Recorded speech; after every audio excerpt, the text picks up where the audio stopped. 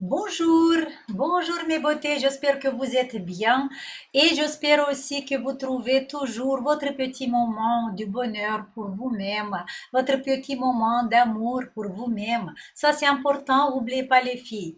Aujourd'hui, je vais commencer cette vidéo en étant vraiment contente, heureuse, parce que j'ai fait une petite promenade, j'ai sorti mon chien et là j'ai rencontré plusieurs personnes âgées dans mon chemin comme ça.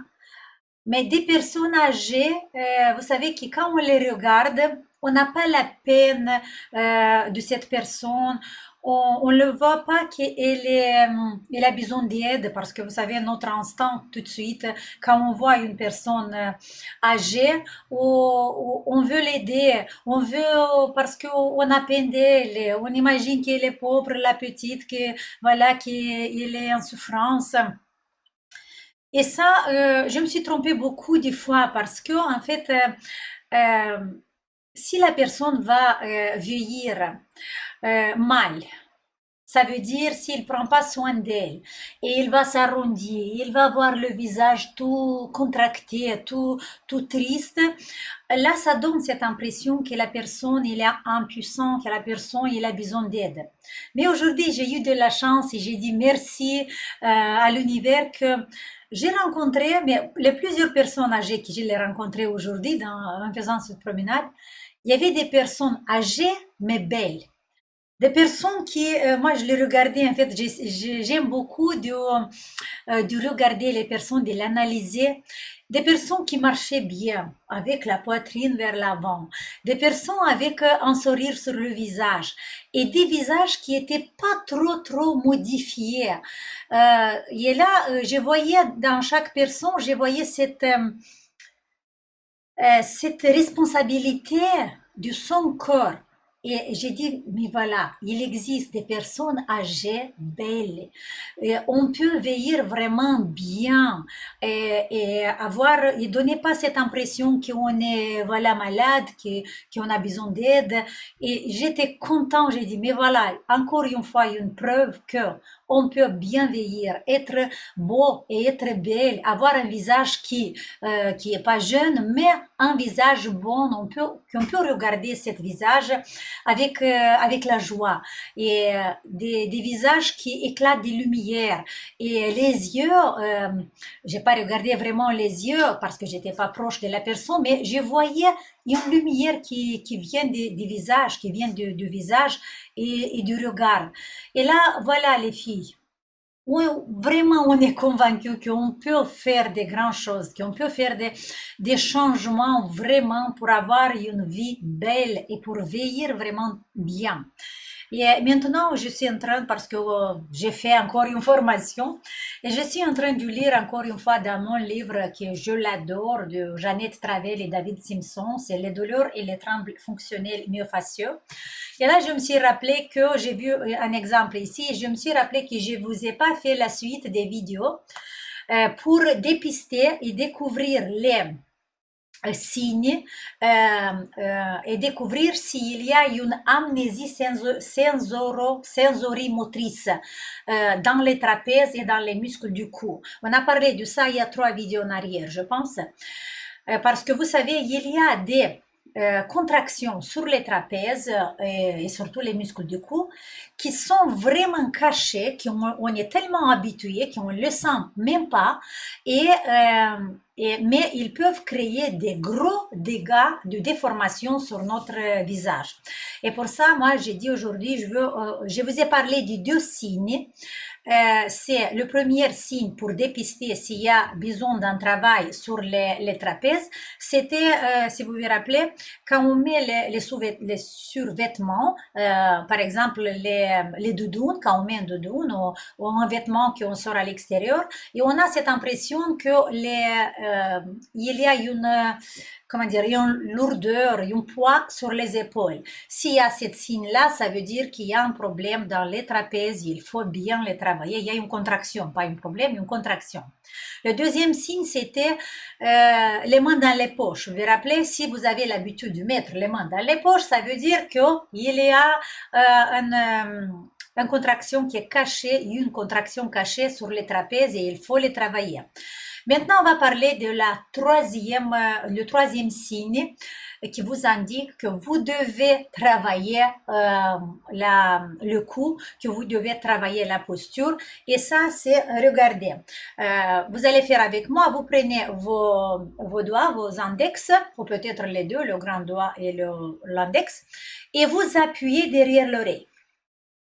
Si vous appuyez derrière l'oreille, bien sûr, si vous n'avez pas une otite maintenant, qui ça fait mal déjà, vous appuyez derrière l'oreille ici. Si ça fait mal, d'une échelle du 0, de 1 à 10, 0, ça ne doit pas avoir du tout de douleur, et plus vous montez sur cette échelle, ça peut être un signe que encore une fois, on a des douleurs sur les trapèzes. Et là, vous pouvez, pas des douleurs, des contractions sur les trapèzes. Et là, vous pouvez me dire, mais alors, c'est quoi la référence entre l'oreille et les trapèzes? C'est quoi le lien? Mais les filles, il y a un lien très, très grand. Et ça, je suis en train de lire encore une fois dans mon manuel de Jeannette Travel. En fait, c'est beaucoup de fois, cette douleur de l'oreille, ça peut venir d'une contraction cachée dans les trapèzes. Vous savez, sur les trapèzes, on a des trigger points. Je pense que je vous ai montré déjà. Regardez, on a des triggers, beaucoup, vous voyez, des trigger points. Ça suffit qu'un de ces points est contracté et douloureux. Ça s'appelle en fait la douleur référée. On peut avoir une contraction ici et on peut sentir cette contraction pour radier la douleur derrière l'oreille. Ok? Vous voyez dans les trapèzes, on a même devant, ici et derrière, on a vraiment beaucoup de trigger points. Et dans la majorité des cas, ces points sont contractés, mais tellement contractés à cause du stress, à cause d'une posture, d'une mauvaise posture et des autres choses, à cause du froid aussi. Et alors, si vous avez mal derrière l'oreille et vous n'avez pas une otite aiguë, ça veut dire qu'il y a un travail à faire sur votre trapèze. Et ça, je le dis pour les personnes qui ont encore le programme basique, qui travaillent avec le programme basique, qui disent, Dorina, moi j'ai fait 5 semaines, un mois, 2 mois, et je pense que j'ai fini, j'ai hâte de passer au programme avancé. Non, mes beautés, d'abord, essayez bien, analysez bien tous les signes, voyez sur tous les côtés, s'il n'y a pas de signes, si tout va bien, là, vous pouvez passer. Mais sinon, ça veut dire qu'il y a quelque chose qu'il faut encore continuer de travailler. Ça, c'était le troisième signe. Le quatrième signe. Alors, pour le quatrième signe, et là, je voulais vous dire encore, si vous avez mal derrière l'oreille, mais si peut-être cette douleur peut radier dans les dents. Beaucoup de fois, vous confondez en fait, on peut confondre avec une douleur dentaire et même avec une douleur dans l'orbite. Si des fois vous avez cette lourdeur, tension dans l'orbite, ça peut être aussi à cause des trigger points qu'on a, à cause des contractions qu'on a dans les trapèzes. Ok? Alors là, vous pensez bien après cette vidéo et analysez bien si vous avez les signes qu'on parle dans cette vidéo. Et le quatrième signe, en fait, qui va nous dire encore une fois qu'il faut travailler le cou, c'est en fait l'amnésie. Je ne sais pas si on dit amnésie. Vous savez, quand vous vous réveillez le matin, et des fois vous avez un bras par exemple qui est endormi, qui a des fourmis dans les bras. Je ne sais pas si on dit endormi, le bras endormi, qui a des fourmis dans les bras, qui ne sent pas le bras. Voilà. Si vous avez ce phénomène, ce signe plusieurs fois, ça veut dire que le problème ici, ça peut être les ischaliennes. Vous savez, les muscles qui sont sur le côté du cou. Ça peut être une contraction tellement forte des muscles qu'ils peuvent appuyer et enflammer les nerfs, les terminaisons nerveuses qui vont dans le bras. Ici, il y a encore plusieurs facteurs, mais cette chose, ça peut être vraiment directement lié aux contractions des escaliers, des muscles qui sont à côté des trapèzes ici. Voilà, ça veut dire que encore une fois, si vous avez ce problème, et il y a beaucoup en fait des médecins qui peuvent confondre, par exemple, vous allez chez votre généraliste et il peut confondre ça comme une maladie neuronale. Alors il va dire il faut voir un neurologue parce que voilà, c'est quelque chose de neurologique. Mais si vous allez vous concentrer bien à relâcher les trapèzes, à relâcher les muscles du cou, vous voyez que ce problème, ça peut disparaître parce que c'est lié à cette contraction. Voilà, ça c'était le quatrième signe. Et le cinquième signe qui nous dit qu'il faut travailler le cou, c'est les migraines. Là, j'ai cette comment dire, expérience personnelle. Parce que moi, quand j'ai habité à Paris, j'ai travaillé dans une salle de sport et il y avait plusieurs personnes avec des migraines. Tra mes élèves, il y avait des personnes qui avaient des migraines. Et moi, je ne savais pas avant vraiment si ça peut être un lien direct avec les trapèzes ou pas. Mais ce que j'ai observé, en fait, avec mes élèves, on voyait qu'après qu'on pratiquait les exercices sur la zone cervicale, même s'il y avait la personne, s'il y avait la migraine dans ce jour-là, et on faisait des exercices sur les cervicales, beaucoup de personnes disaient que voilà, la migraine a diminué ou j'ai pas du tout mal à la tête maintenant. Et là, après que j'ai fait ma formation de l'année dernière, on a eu un document, en fait, une preuve scientifique des analyses qui sont faites dans des laboratoires, pas des laboratoires, dans une école de, comment ça s'appelle, du rajeunissement du visage, mais j'ai oublié comment ça s'appelle cette école. Et en fait, des tests qui sont faits sur les femmes qui ont des migraines, sur les personnes, parce que pas seulement les femmes, sur les personnes qui ont des migraines. Et après tester les exercices, après faire des exercices de la zone cervicale, la douleur a beaucoup diminué et beaucoup de personnes qui ont guéri la migraine qu'avec les exercices sur le cou. Voilà, la migraine, ça peut avoir des différents facteurs, peut-être la nourriture, peut-être le stress, mais peut-être aussi les contractions sur les trapèzes, mais vraiment sur les trapèzes.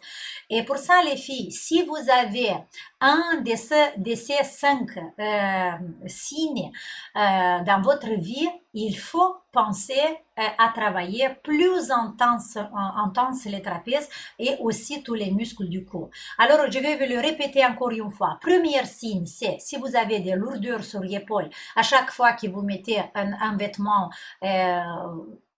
que vous sortez, une doudoune que vous sortez. Deuxième signe, les mains dans les poches. Si vous avez l'habitude de mettre les mains dans les poches, ça peut être ça aussi. Troisième signe, si vous avez les douleurs derrière l'oreille quand vous appuyez, ou peut-être des fois vous avez des douleurs à l'intérieur de l'orbite ou dans la zone des mâchoires, ça peut être aussi à cause des contractions sur le cou. Quatrième chose, si vous vous réveillez le matin et vous avez le bras qui est endormi, qui vous ne le sentez pas, ça peut être ça aussi.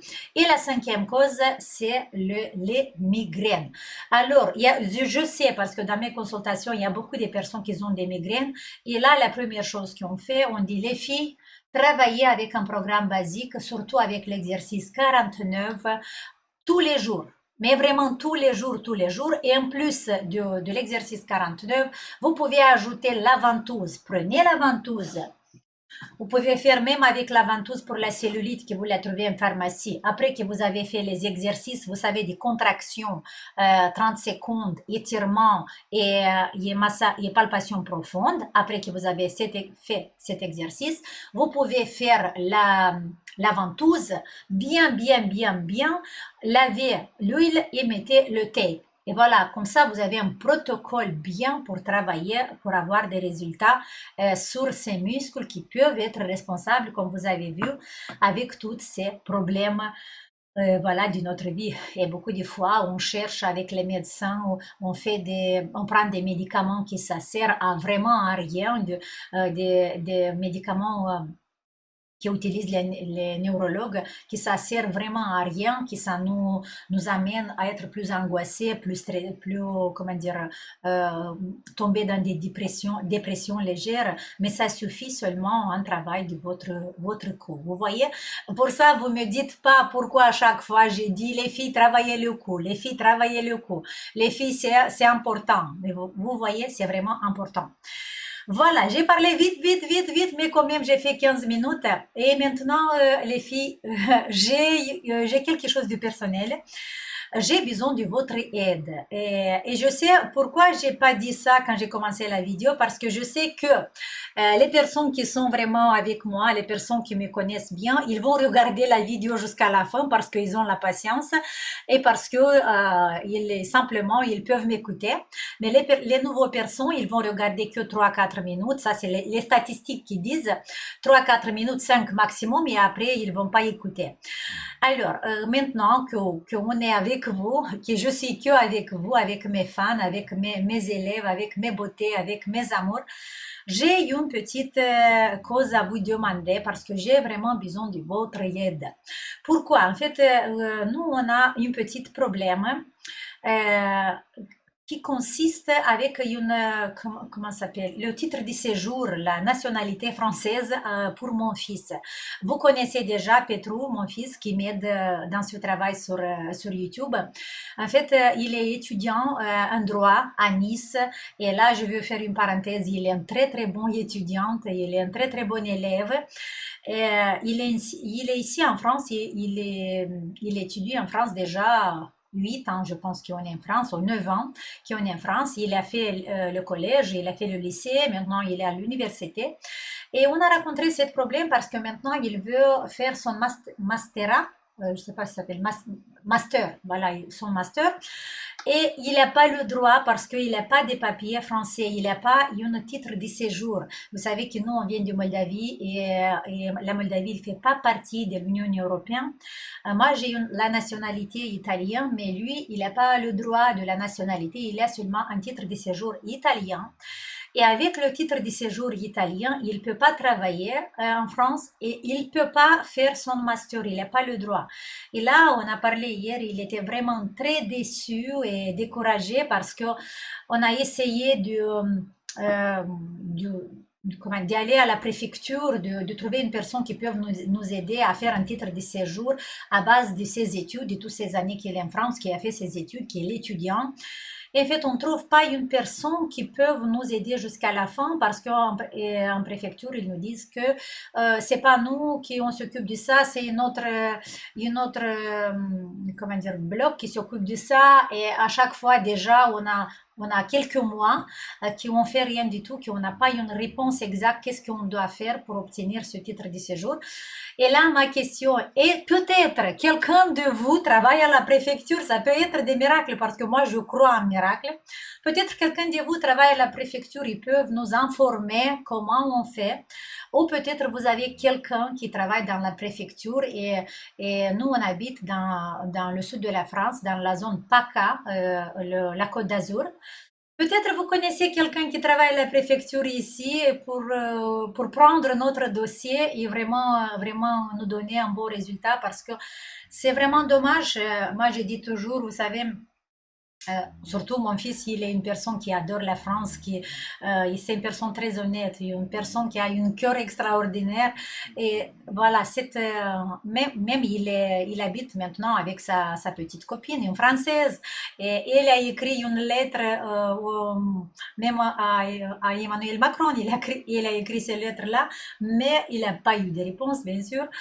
Et là, voilà, on est un peu découragé, mon fils surtout, et moi, je suis sa maman, alors j'essaie de faire tout, et là, j'ai dit, je vais demander à vous, peut-être quelqu'un de vous peut m'aider. Voilà mes beautés, je suis vraiment, je vais être très reconnaissante si quelqu'un de vous va m'aider. Je vais écrire, mais vous connaissez déjà mon mail, mais je vais quand même noter mon mail personnel dans la description, dans les commentaires, si quelqu'un de vous peut m'aider à faire, à résoudre ce problème-là parce que c'est vraiment dommage pour un garçon aussi bien comme mon fils. Voilà mes chéris, si vous avez aimé la vidéo, mettez-moi un pouce bleu, abonnez-vous à notre page. N'oubliez pas, le dimanche à 14 heures, on a le webinaire sur le stress. Voilà, moi, ça va me servir bien ce webinaire aussi. Et voilà mes beautés, travaillez les trapèzes et surtout, trouvez le temps pour vous et essayez de vous aimer d'abord vous. Après les autres, vous allez attirer la même énergie sur les autres personnes. Merci beaucoup et je vous aime. Ciao